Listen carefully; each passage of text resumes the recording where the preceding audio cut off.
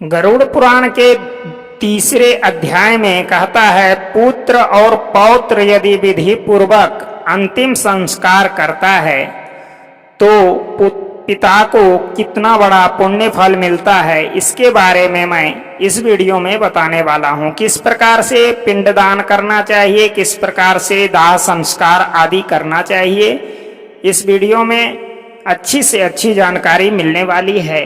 कृपया वीडियो को अंत तक जरूर सुनें।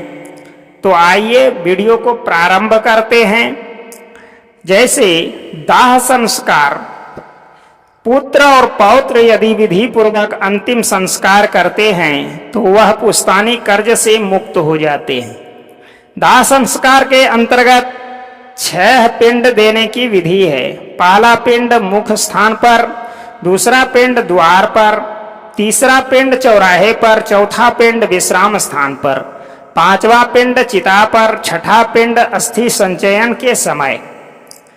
तो शमशान घाट से आधा रास्ता पर रुककर लाश को स्वच्छ स्थान पर नहलाकर चारों दिशाओं में पूजा करनी चाहिए। तब इसे शमशान भूमि पर सर उत्तर दिशा में करके लेटाना चाहिए। जलने वाली जगह को साफ करके गोबर का लेप करें। इस स्थान पर पहले कोई लाश न जली हो। कुछ मिट्टी बटोरकर उसकी मूर्ति बनाकर पानी से छिड़ककर पूजा करके अग्नि की स्थापना करना चाहिए। अग्नि की पूजा रंगदार चावलों से करते हुए अग्नि शक्ति को संबोधित करें। लोमान, इस संसार से यह प्राणी चला गया है, इस आत्मा को स्वर्ग प्रदान करें। इसके बाद चिता का निर्माण करें, लाश को उस पर रखें।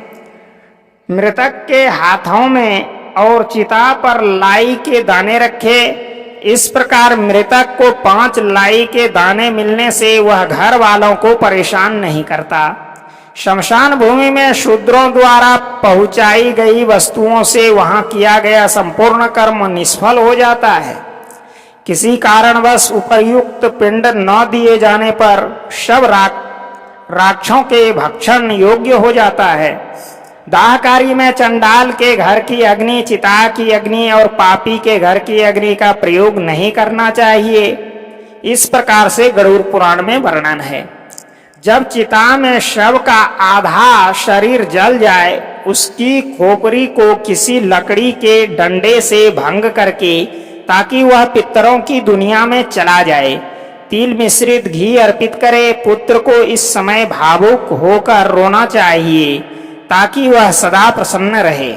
जब चिता जलकर समाप्त हो जाए तो पहले स्त्रियों को, बाद में पुत्रों को नहाकर नीम वृक्ष का एक एक पत्ता खाना चाहिए। घर को जाने के समय स्त्रियों को आगे चलना चाहिए। स्त्रियों को आगे चलना चाहिए। दोबारा घर में स्नान करने के बाद पुत्र को पहले गौ को खाना देकर पत्ते की प्लेट पर स्वयं खाना खाना चाहिए, किंतु खाना पहले से ही बना नहीं होना चाहिए। मृत्यु वाली स्थान को गोबर से साफ करके एक दीपक, जिसका मुख दक्षिण की तरफ रहे, 12 दिन तक उस स्थान पर जलता रहना चाहिए। अग्निदाह पंचक में नहीं करना चाहिए। जो प्राणी पंचक में प्राण त्यागता है उसकी मुक्ति नहीं होती। दाह संस्कार भी नहीं करना चाहिए, वरना घर में एक और मृत्यु हो सकती है। मास के प्रारंभ में धनिष्ठा नक्षत्र के अर्धभाग से लेकर रेवती नक्षत्र तक का समय पंचकल कहलाता है। पंचक में दाह संस्कार करना हो तो कुश के मानव कार 4 पुतले बनाकर नक्षत्र मंत्रों से उनको अभिनितरित करके शव पर रख दें और उन्हीं पुतलों के साथ दाह संस्कार करें। पुत्रों द्वारा पंचक शांति भी करवानी चाहिए। 3 दिन तक चौराहे पर या चिता वाली जमीन पर एक मिट्टी के कच्चे बर्तन में, जो कि 3 लकड़ी की डंडियों से बंधा हो, दूध और पानी से भरा हुआ अर्पण करें। दाह क्रिया के बाद अस्थि संचयन क्रिया करनी चाहिए। इसके बाद दाह क्रिया के समय 6 पिंड तथा 10 गात्र के अंतर्गत 10 पिंड दान आदि की प्रक्रिया बताई गई है। चौथे दिन अस्थि संचयन करनी चाहिए। यदि कोई रुकावट न हो तो दूसरे अथवा तीसरे दिन भी कर सकते हैं। शमशान घाट पहुंचकर स्नान करके गर्म दुशाला के लेकर अनाज का दान चिता वाली जगह पर देवी देवताओं को नमस्कार करके 3 चक्कर काटते हुए यामायात्वा मंत्र का उच्चारण करते हुए दूध का व फिर पानी का छींटे देकर चिता में से अस्थियों को इकट्ठा करो। अस्थियों को पलासा के पत्तों पर रखकर दूध और पानी से छिड़क कर एक मिट्टी के बर्तन में रखें। श्राद्ध की रस्म पूरी करें। एक पितृकों ने जमीन के टुकड़े को गोबर से पोत कर उत्तर दिशा की ओर मुख करके 3 लाई तीनों दिशाओं में अर्पण करें।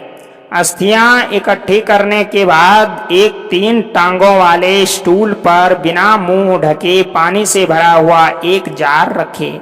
मृतक के लिए उबला हुआ चावल के साथ दही, घी, पानी और मिठाई अर्पण करें। 15 कदम उत्तर दिशा की ओर चलकर जमीन में एक गड्ढा बनाकर अस्थियों वाला बर्तन उसमें रखें। एक लाई इस पर रखकर जलने के समय जो पीड़ा हुई उसे दूर करती है, बर्तन को किसी वाटर टैंक के पास ले जाएं। अस्थियों को कई बार दूध और पानी से छिड़क कर संदल आदि से लेप कर पूजा करें। पत्ते के डिब्बे में रखकर अपने माथा और हृदय से छूकर गंगा नदी के बीच में छोड़ें। जिनकी अस्थियां पानी में 10 दिन के अंदर डूब जाती है वह आत्मा ब्रह्मलोक से वापिस नहीं आती। जितनी देर तक अस्थियां तैरती रहती है वह स्वर्ग लोक में रहता है। अस्थियों को कई बार दूध और पानी से छिड़क कर संदल आदि से लेप कर पूजा करे। पत्ते के डिब्बे में रखकर अपने माथा और हृदय से छूकर गंगा नदी के बीच में छोड़े। जिनकी अस्थियां पानी में 10 दिन के अंदर डूब जाती है वह आत्मा ब्रह्मलोक में से वापिस नहीं आती। जितनी देर तक अस्थियां तैरती रहती है वह स्वर्गलोक में रहता है। अस्थियां विसर्जन के बाद 10 दिन पहत चलने वाली रस्में शुरू होती है। अकस्मात मृत्यु कार्यक्रम की सूची इस प्रकार है।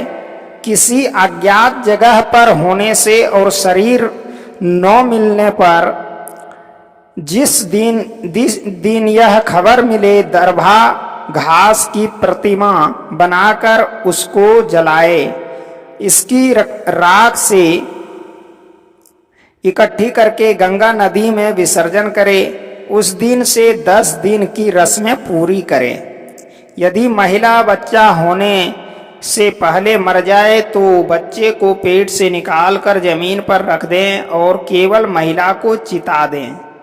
27 मास तक के बच्चे को मिट्टी में दबाएं। यदि इसकी मृत्यु गंगा किनारे होती है तो इसे गंगा में बहा दें। इनसे बड़े बच्चों को चिता देनी चाहिए और अस्थियां गंगा में बहा दें। बच्चों को खाना और एक बर्तन पानी का दें। पेट में बच्चा मरने से कोई रस्म नहीं है। शिशु के मरण पर दूध का दान, बच्चे के मरण पर दूध का बर्तन, मिठाई, खाने की वस्तुएं दें। मलिन सौदशी के बाद मध्य सौदशी श्राद्ध विष्णु और 5 देव श्राद्ध एकादश को किए जाते हैं। विद्वान ब्राह्मणों को कुश या चावल के चूर्ण से ही साण का निर्माण करके उसका उत्सर्ग करना चाहिए। तो इस प्रकार से यहाँ तक की जानकारी इस वीडियो में मिला। वीडियो पसंद आए तो वीडियो को लाइक और चैनल को सब्सक्राइब जरूर करें। अगला प्रसंग अगले वीडियो में आने वाला है। तब तक के